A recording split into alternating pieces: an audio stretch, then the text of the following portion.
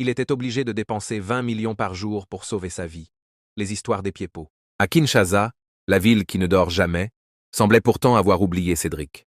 À 27 ans, ce jeune homme au teint d'ébène vivait une existence spectrale dans l'un des quartiers les plus déshérités de la capitale. Sa maison n'était qu'une cellule de 6 mètres carrés, une boîte en ciment aux murs lépreux, fissurée par le temps et l'humidité. L'air y était lourd, saturé d'une odeur âcre de moisissure et de sueur séchée. Il n'y avait aucun meuble, seulement un matelas en mousse, éventré, posé à même le sol brut. Ce soir-là, Cédric était assis, le dos voûté, le torse nu, fixant la lueur vacillante d'une bougie fichée sur un bidon jaune. Son estomac se tordait. C'était une douleur physique, aiguë, qui lui rappelait qu'il n'avait rien avalé depuis 48 heures. Pas un morceau de pain, pas même un sachet d'eau pure. Son téléphone, un vieux modèle à l'écran craquelé, gisait éteint dans un coin. Plus de crédit, plus de batterie, et de toute façon, personne pour l'appeler. Le silence autour de lui était assourdissant, amplifiant le tumulte de ses pensées sombres. La veille encore, il avait un semblant d'espoir, une relation. Mais Mélicia avait brisé ce dernier pilier. Il revoyait la scène en boucle. Mélicia, qu'il aimait depuis 3 ans, debout sur le pas de la porte, le regard froid. Elle n'avait pas crié.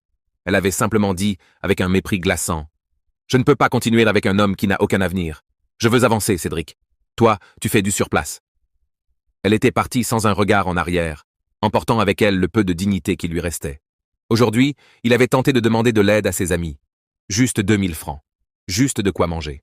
Les réponses de ses amis avaient été des coups de poignard. Les regards fuyants, les excuses préfabriquées. « Désolé frère, c'est chaud pour tout le monde. » Ou pire, le silence méprisant des messages laissés en vue. On se moquait de lui dans le quartier. On chuchotait que Cédric finirait clochard ou vendeur à la sauvette. Ce soir-là, la solitude n'était pas juste un état, c'était une prison. Enveloppé dans un vieux pagne troué, Cédric s'allongea sur le sol froid, cherchant le sommeil comme une échappatoire. Mais l'angoisse le tenait éveillé. Dans un murmure rauque, presque inaudible, il s'adressa aux ténèbres. « Dieu, les esprits, n'importe qui. Si quelqu'un m'entend, sortez-moi de cette vie. Je n'en peux plus. Je suis prêt à tout, même à faire un pacte. » Il ne savait pas alors que l'univers écoutait. Il ferma les yeux, épuisé par ses larmes intérieures. Le réveil fut brutal, mais pas à cause de la dureté du sol. Cédric ouvrit les yeux et sursauta. La moisissure avait disparu.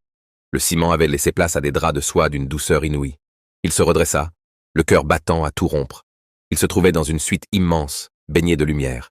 Des colonnes dorées soutenaient un plafond haut, et une immense baie vitrée offrait une vue imprenable sur une forêt de gratte-ciel futuriste brillant sous un soleil de plomb. Dubaï. Il le savait instinctivement. Confus, il se regarda. Il portait un costume de créateur ajusté, une montre en or massif au poignet et des souliers en cuir verni.